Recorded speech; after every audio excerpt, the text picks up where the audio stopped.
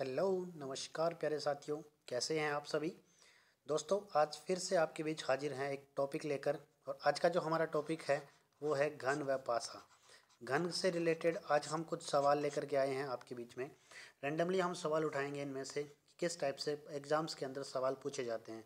बिना देर किए हम चलिए स्टार्ट करते हैं। पहला क्वेश्चन यहाँ पर दे रखा है, 3 बिंदु के विपरीत कितने बिंदु होंगे। 3 बिंदु, अब 3 बिंदु कहाँ दिखाई दे रहे हैं। देखिए यहाँ पर हमें 3 बिंदु दिख रहे हैं, 1, 2 और 3। अब इन 3 के विपरीत जो ये जस्ट पीछे वाली जो सतह है, इस सतह पर कौन से कितने नंबर होने चाहिए वो हमें फाइंड आउट करना है।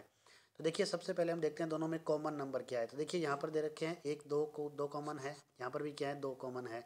1, 2, 3, 4, 5, यहाँ पर भी 1, 2, 3, 4, 5, यानी दोनों के अंदर 5, 5, 2 कॉमन है।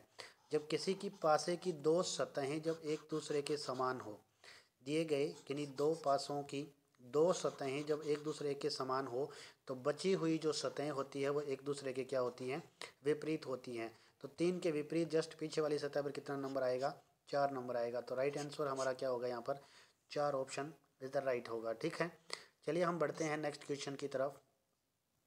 अगला क्वेश्चन हमें दिया गया है यहाँ पर कि यदि दो अंक दो शिखर पर है तो तल में क्या होगा।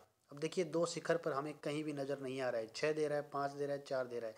लेकिन ये कहने का मतलब हमें क्वेश्चन समझना होगा कि दो शिखर पर है। इसका कहने का मतलब है अगर यहाँ पर 2 हो तो जस्ट इसके तल में नीचे वाली सतह पर क्या होगा। अब हमें यहाँ पर 2 कहाँ नज़र आ रहा है, यहाँ नज़र आ रहा है। तो इसका मतलब हमें फाइंड आउट करना है कि जस्ट इसके पीछे वाली सतह पर कौन सा नंबर आएगा। ठीक है, तो हम सबसे पहले कोई भी दो पासे ले लेते हैं। चलिए मान लेते हैं हम सबसे पहले ये दो पासे ले लेते हैं। ठीक है, इन दो पासों के बीच में हम कॉम्बिनेशन देखते हैं क्योंकि सही बैठता है क्या। देखिए इन दोनों पासों की अगर बात करें तो इनमें कोई सा भी नंबर कॉमन नहीं है।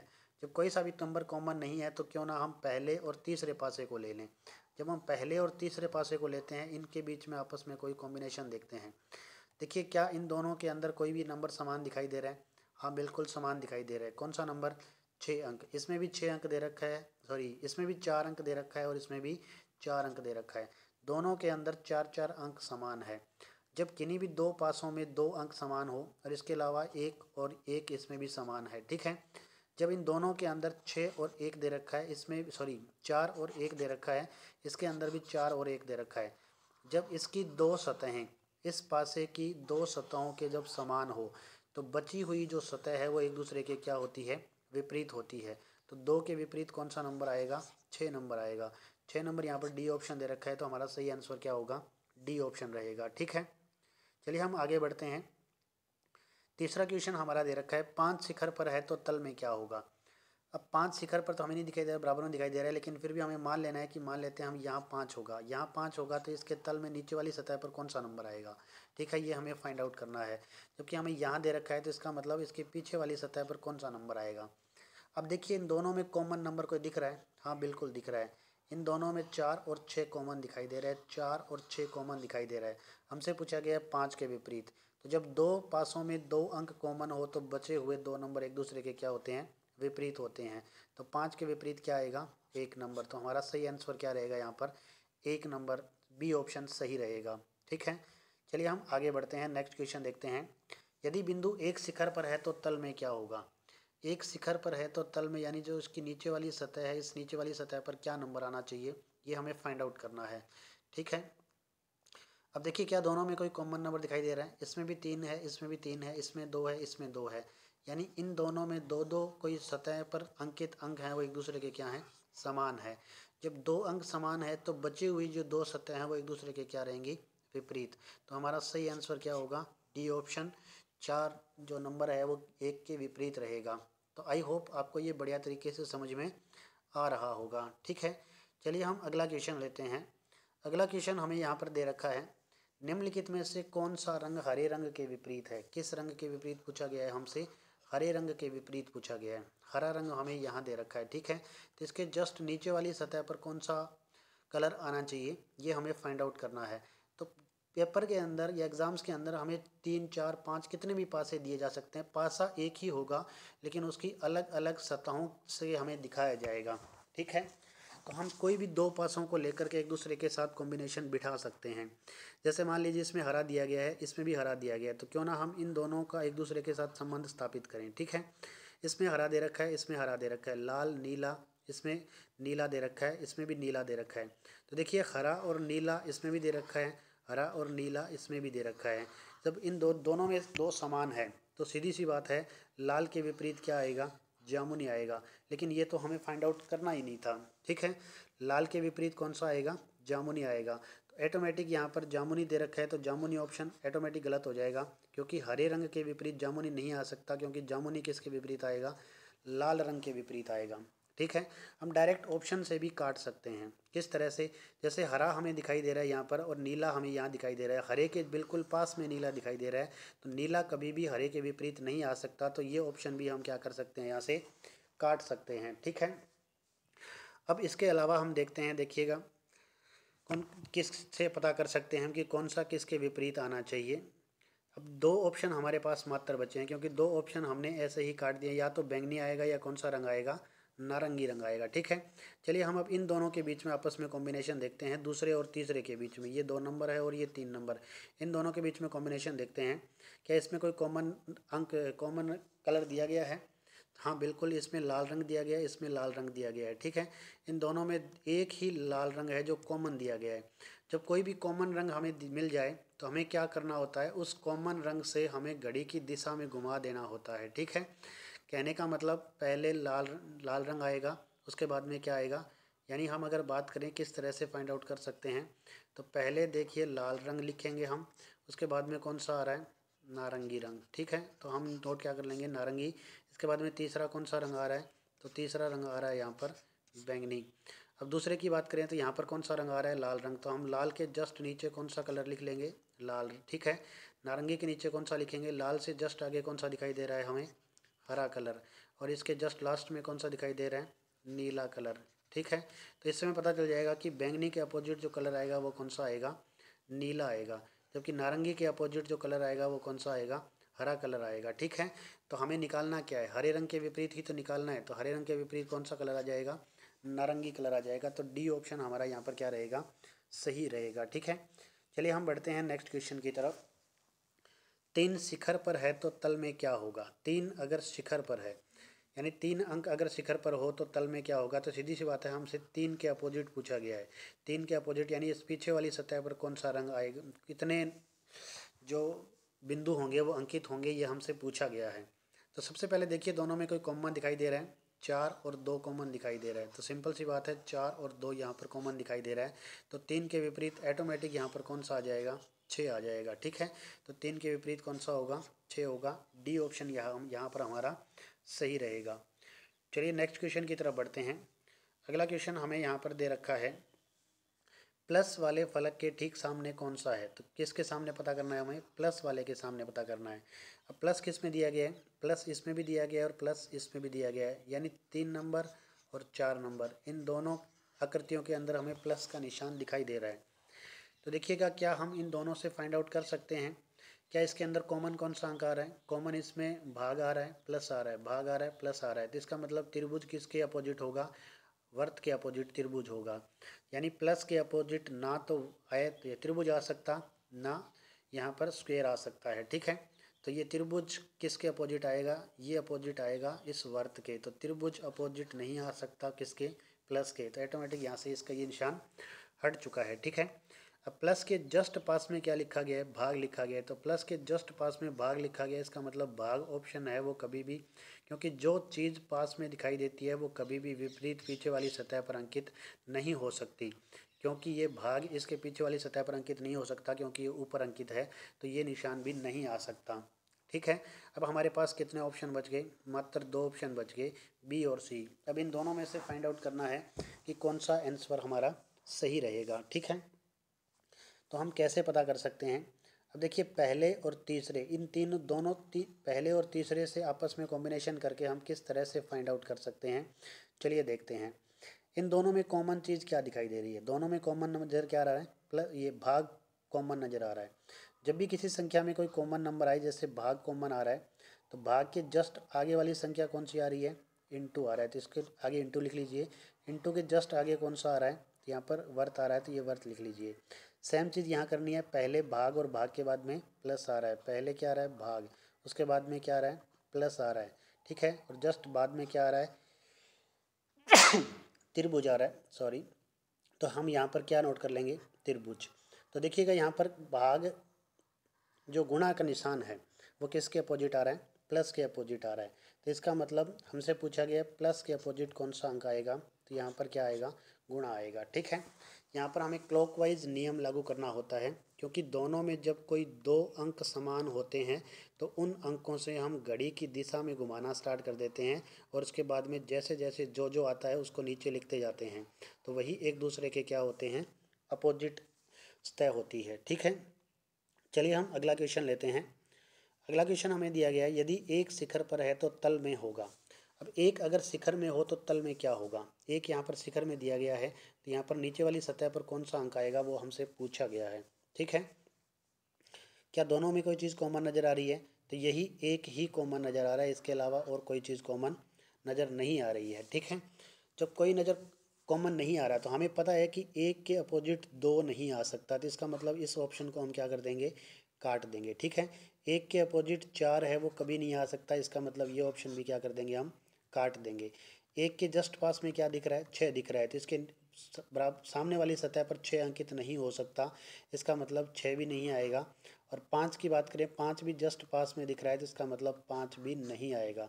तो एकमात्र नंबर हमारे पास कौन सा बच गया, यहाँ पर तीन बच गया। तो एक तीन ही ऐसा नंबर है जो इसके जस्ट नीचे वाली सतह पर अंकित हो सकता है और एक के जस्ट सामने वाली सतह पर अंकित हो सकता है। तो इसका सही आंसर क्या रहेगा, बी ऑप्शन सही रहेगा। ठीक है, चलिए हम अगले सवाल की तरफ बढ़ते हैं। अगला सवाल हमें दे रखा है, यदि अंक जो 6 है वो शिखर पर है तो बताइए तल में कौन सा अंक रहेगा। शिखर पर अगर 6 हो तो नीचे वाली इस तल की सतह पर कौन सा अंक अंकित होगा, ये हमसे पूछा गया है। तो हम पहले और दूसरे से पता करते हैं, पहले और दूसरे के अंदर कोई चीज़ कॉमन दी गई है, तो यहाँ पर हमें साफ साफ दिख रहा है कोई भी चीज़ कॉमन नहीं दी गई है। ठीक है, लेकिन उससे पहले हम एक और चीज़ पता करते हैं कि 6 और 2 का जोड़ करें तो 8 होता है, 6 और 3 का जोड़ करें तो 9 होता है, 3 और 2 का जोड़ करें तो 5 होता है। 5 यहाँ पर इनका जोड़ 9 होगा, इन दोनों का जोड़ 6 होगा, इन दोनों का जोड़ 3 होगा, इन दोनों का जोड़ 5 होगा, इन दोनों का जोड़ 4 होगा, इन दोनों का जोड़ 3 होगा।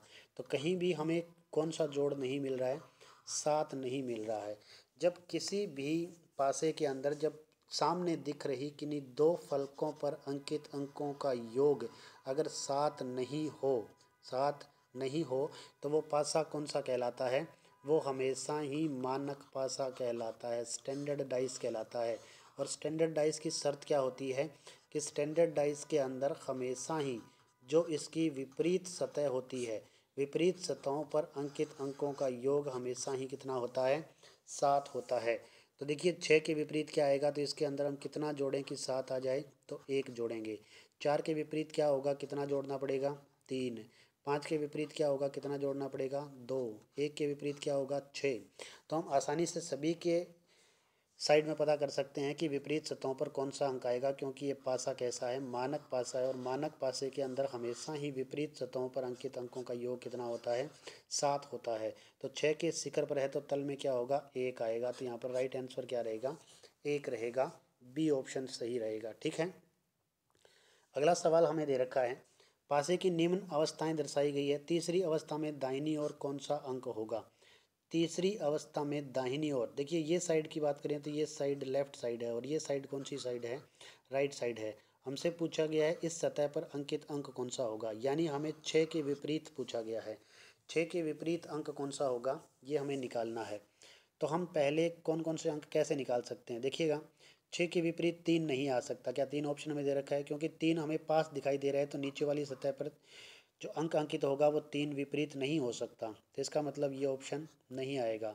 6 के पास में 2 दे रखा है तो 2 भी ऑप्शन में नहीं आना चाहिए। ठीक है, आंसर नहीं होगा 2 भी हमारा। तो अब हमारे पास 2 बच गए, 1 और 4। क्या 6 के पास में 1 दे रखा है, हाँ बिल्कुल 6 के पास में 1 भी दे रखा है, इसका मतलब एक ऑप्शन भी हमारा सही नहीं होगा। तो हमारा एकमात्र कौन सा बच गया, डी ऑप्शन। तो सही कौन सा होगा, डी ऑप्शन रहेगा। इस हिसाब से भी हम ऑप्शन काट के भी हमारा आंसर निकाल सकते हैं। तो यहाँ पर हमारा जो सही आंसर रहेगा वो कौन सा रहेगा, 4 रहेगा। ठीक है, अगर आपको ये सवाल नहीं समझ में आते हैं तो रिपीट करके आप दोबारा इन सवालों को धीरे धीरे करके देख सकते हैं। चलिए हम अगले सवाल की तरफ बढ़ते हैं। अगला सवाल हमें यहाँ पर दिया गया है कि त्रिभुज के विपरीत कौन सा चिन्ह आएगा। अब त्रिभुज कहाँ दिया गया, यहाँ दिया गया है, यहाँ दिया गया है, यहाँ दिया गया है। त्रिभुज के विपरीत कौन सा आएगा। तो सबसे पहले तो आप जितने ऑप्शन काट सकते हो उतने काट लिया कीजिए, ठीक है। जैसे कि मान लीजिए ये निशान दिया गया है, अब ये निशान यहाँ पर त्रिभुज के जस्ट पास में दिया गया है। त्रिभुज के पास में जो चीज़ आ गई वो इसका मतलब इसकी पीछे वाली सतह पर अंकित नहीं हो सकती, तो ये ऑप्शन हमारा ऑटोमेटिक कट गया, नहीं आ सकता। त्रिभुज के जस्ट पास में ये स्क्वायर दे रखा है, जबकि स्क्वायर यहाँ पर ऑप्शन में भी दे रखा है। तो त्रिभुज के पास में दे रखा है जो चीज़ विपरीत नहीं हो सकती, इसका मतलब ये ऑप्शन भी हमारा सही नहीं होगा, ठीक है। इसके अलावा अगर अपन बात करें प्लस की, तो क्या प्लस आ सकता है, हाँ बिल्कुल आ सकता है। चौथा ऑप्शन नन दे रखा है कि इन तीनों में से कोई नहीं होगा। चलिए हमें फाइंड आउट करना होगा यहाँ पर कौन सा आंसर सही रहेगा, ठीक है। अब देखिए इसके विपरीत क्या आएगा, ये आएगा। क्यों आएगा, क्योंकि इन दोनों के अंदर ये दोनों एक दूसरे समान दे रखे हैं। जब ये समान दे रखे हैं तो ऑटोमेटिक ये एक दूसरे के क्या होंगे, अपोजिट होंगे। तो ये चीज़ कभी भी त्रिभुज के अपोजिट नहीं आ सकती, ठीक है। यानी कहने का मतलब ये चीज़ भी त्रिभुज के अपोजिट नहीं आ सकती। तो हमने पता किया अब तक स्क्वायर, ये जो निशान दे रखा है आपको एक्स का निशान, और यहाँ पर एक गोले के अंदर दूसरा वृत्त दे रखा है, ये तीनों चीज़ें त्रिभुज के अपोजिट नहीं आ सकती। अब एक पत्र बचा है हमारे पास प्लस, क्या प्लस आ सकता है। चलिए ये चीज़ हम फाइंड आउट करनी पड़ेगी हमें। अगर हम बात करें इस तीसरे और चौथे के अंदर कोई चीज़ हमें कॉमन दिखाई दे रही है, तो हाँ हमें ये स्क्वायर कॉमन दिखाई दे रहा है। जब स्क्वायर कॉमन दिखाई दे रहा है, कोई एक चीज़ कॉमन हो कि नहीं दो पासों में, तो हम क्या करते हैं, क्लॉकवाइज नियम लगाते हैं, घड़ी की दिशा में घुमा देंगे। यहाँ से भी हम क्या करेंगे, घड़ी की दिशा में घुमा देंगे, ठीक है। तो पहले ये आएगा, दूसरी बार ये आएगा, और तीसरी बार ये आएगा। इसकी बात करें तो पहले ये आएगा, दूसरा इसमें क्या आएगा, त्रिभुज आएगा, और तीसरी कौन सी आएगी इसमें, ये चीज़ आएगी। तो दो नंबर के दो नंबर अपोजिट आएगा, तो दो नंबर के दो नंबर यानी त्रिभुज के अपोजिट कौन सा चीज़ होगी, प्लस होगी। तो हमारा यहाँ पर सही आंसर क्या रहेगा, A option is the right answer रहेगा, ठीक है। चलिए हम आगे बढ़ते हैं, अगला सवाल लेते हैं। नेक्स्ट सवाल यहाँ पर दे रखा है, नीचे दिए गए घन के चित्रों के आधार पर बताएं कि त्रिभुज के विपरीत सतह पर कौन सी आकृति होगी। फिर से हमें किसके विपरीत पूछा गया है, त्रिभुज के विपरीत, यानी जस्ट इसकी नीचे वाली सतह पर कौन सी आकृति आएगी, ये हमसे पूछा गया है। तो देखिए पहले और दूसरे के अंदर बात करें तो क्या इन दोनों में आपको कोई चीज़ कॉमन नज़र आ रही है, कोई भी चीज़ कॉमन नज़र आ रही है, सिंपल सी बात है, त्रिभुज नज़र आ रहा है। तो त्रिभुज नज़र आ रहा है तो इस चीज़ से क्या हम निकाल सकते हैं, नहीं निकाल सकते, क्योंकि हमसे अपोजिट किसके पूछा गया है, त्रिभुज के अपोजिट ही पूछा गया है। तो चलिए हम पहले और तीसरे से बात करते हैं, ठीक है। क्या पहले और तीसरे में कोई चीज़ कॉमन नज़र आ रही है, पहले और तीसरी आकृति के अंदर अगर अपन बात करें तो कॉमन नज़र आ रहा है हमें वृत्त। इसके अंदर भी वृत्त दिया गया है, इसके अंदर भी वृत्त दिया गया है। तो जहाँ जो चीज़ कॉमन आ रही है उस चीज़ से हम घड़ी की दिशा में घुमा देंगे। यहाँ ये कॉमन नज़र आ रहा है तो हम घड़ी की दिशा में घुमा देंगे। जब घड़ी की दिशा में घुमाते हैं तो सबसे पहले देखिए कौन सी इस आकृति की बात करें तो इस आकृति में सबसे पहले क्या लिखेंगे, वर्त लिखेंगे। सेकंड नंबर कौन सी चीज़ आ रही है, त्रिभुज, तो हम यहाँ पर क्या नोट कर देंगे, त्रिभुज। तीसरी की चीज़ क्या आ रही है, इंटू का निशान, तो हम यहाँ पर क्या बना देंगे, इंटू। अब दूसरी आकृति की बात करें तो इसमें क्या आ रही है, समान चीज़ है वो हमेशा समान के नीचे लिखी जाती है, तो वर्त के नीचे क्या लिख देंगे, वर्त। सेकंड कौन सा आ रहा है यहाँ पर, क्वेश्चन मार्क निशान आ रहा है। तीसरा कौन सा आ रहा है, ये एक पेंटागोनल आकृति जो हमें दी गई है वो दिख रही है, ठीक है। तो देखिएगा हमें त्रिभुज के अपोजिट पूछा गया है, तो त्रिभुज के अपोजिट हमें क्या चीज़ दिखाई दे रही है, क्वेश्चन मार्क निशान दिखाई दे रहा है। तो यहाँ पर हमारा सही जो आंसर रहेगा वो क्या रहेगा, सी ऑप्शन रहेगा, यानी प्रश्नवाचक जो चिन्ह है वो त्रिभुज के विपरीत सतह पर आएगा, ठीक है। चलिए हम अगला सवाल लेते हैं। अगला सवाल हमें दे रखा है, यदि आर शिखर पर है, यानी अगर आर शिखर पर हो तो तल में क्या होगा। सीधी सी बात है, हमें किसके अपोजिट पूछा गया है, आर के अपोजिट पूछा गया है। किसके अपोजिट, आर के अपोजिट हमसे यहाँ पर पूछ लिया गया है, ठीक है। सॉरी, एक आर के अपोजिट जब हमसे यहाँ पर पूछ लिया गया है कि कौन सा अंक किसके विपरीत होगा, देखिएगा आर के अपोजिट हमसे पूछा गया है कौन सा नंबर आएगा, ठीक है। तो P I Y, P R B, तो देखिए पहले और दूसरे के अंदर कोई चीज़ कॉमन नज़र आ रही है, हाँ बिल्कुल इन दोनों के अंदर क्या कॉमन नज़र आ रहा है, हमें पी नज़र आ रहा है, ठीक है। दोनों में पी कॉमन है तो हम पी से अपोजिट साइड में घुमा देंगे, ठीक है। क्या और कोई चीज़ कॉमन आ रही है, वाई आई इन दोनों में कॉमन नहीं है, ठीक है। तो हम क्या करेंगे, पी से क्या करेंगे, घड़ी की दिशा में घुमाना स्टार्ट कर देंगे। यहाँ से भी हम पी से घड़ी की दिशा में घुमाना स्टार्ट कर देंगे। ठीक है, जब घड़ी की दिशा में घुमाएंगे तो क्या आएगा, पी वाई और आई आएगा। दूसरी पी वाई आई, दूसरी आकृति में देखें तो पी बी आर, क्या आ रहा है, पी बी आर आ रहा है। ठीक है, तो आर के अपोजिट हमें कौन सा मिल गया, आई मिल गया। तो राइट आंसर कौन सा रहेगा हमारा यहाँ पर, सी ऑप्शन सही रहेगा। ठीक है, इसके अलावा हम किस तरीके से कर सकते हैं, देखिए इसके अलावा हम क्वेश्चन जो ऑप्शन दे रखे हैं बी वाई आई पी, इन ऑप्शंस को काट के भी हम आंसर निकाल सकते हैं। देखिए किस तरीके से, देखिए हमें निकालना है आर के अपोजिट, किसके अपोजिट, आर के अपोजिट। तो आर के जस्ट पास में हमें क्या दिख रहा है, बी दिख रहा है, जस्ट पास में दिख रहा है। जो चीज़ पास में दिखती है वो कभी भी विपरीत साइड में नहीं हो सकती, तो इसका मतलब ये ऑप्शन ऑटोमेटिक कट हो गया। ठीक है, यहाँ पर देखिए आर के जस्ट पास में क्या दिख आर के जस्ट पास में क्या दिख रहा है, सॉरी, आर के जस्ट पास में वाई दिख रहा है। तो वाई पास में है तो वो अपोजिट नहीं हो सकता, इसका मतलब सेकंड ऑप्शन भी हमारा नहीं हो सकता। इसके अलावा अगर पी की बात करें तो क्या पी आर के जस्ट, ये देखिए आर के जस्ट पास में पी दिखाई दे रहा है। जो चीज़ पास दिखती है वो कभी विपरीत नहीं हो सकती, तो ये ऑप्शन भी हमारा क्या हो गया, ऑटोमेटिक कट हो गया। तो ऑटोमेटिक हमारा आंसर कौन सा बच गया, सी ऑप्शन बच गया, आई इसका आंसर रहेगा। ठीक है, नेक्स्ट सवाल की तरफ बढ़ते हैं हम। अगला सवाल हमें दिया गया है, हरे रंग के विपरीत कौन सा रंग होगा। हमसे पूछा गया है हरे के विपरीत, यानी इस नीचे वाली साइड में कौन सा कलर आएगा, ये हमसे पूछा गया है। पहले और दूसरे की अगर बात करें, दोनों में कोई चीज़ कॉमन नज़र आ रही है, इसमें नारंगी नज़र आ रहा है, इसमें नारंगी नज़र आ रहा है। इसके अलावा नीला, लाल, बैंगनी कोई सा भी कॉमन नहीं है। तो जो नंबर कॉमन है उस कॉमन नंबर से घड़ी की दिशा में घुमा दीजिए। कहने का मतलब ये नंबर 1 नंबर पे आएगा नारंगी, ये कौन से पे आएगा, 2 पे आएगा, और ये नीला कौन से पे आएगा, 3 नंबर पे। सेम इसमें देखिएगा नारंगी यहाँ पर दे रखा है, तो नारंगी 1 नंबर पे, लाल 2 नंबर पे और बैंगनी 3 नंबर पे। ठीक है, हमसे पूछा क्या है, हरे रंग के विपरीत, तो हरा कितने नंबर पे आ रहा है, 2 नंबर पे। इसमें 2 नंबर पे क्या आ रहा है, लाल आ रहा है। तो सीधी सी बात है, हरे के विपरीत कौन सा कलर आएगा, लाल कलर आएगा। ठीक है, ये हम आसानी से निकाल सकते हैं। तो आज के इस क्लास के अंदर इतने ही क्वेश्चन हैं आपके लिए। आगे से फिर से आपके लिए बढ़िया बढ़िया क्वेश्चन लाने की कोशिश करेंगे। अगर आप इस चैनल पर नए हैं तो इस चैनल को सब्सक्राइब जरूर कर दीजिएगा। Thank you very much. जय हिंद, जय भारत।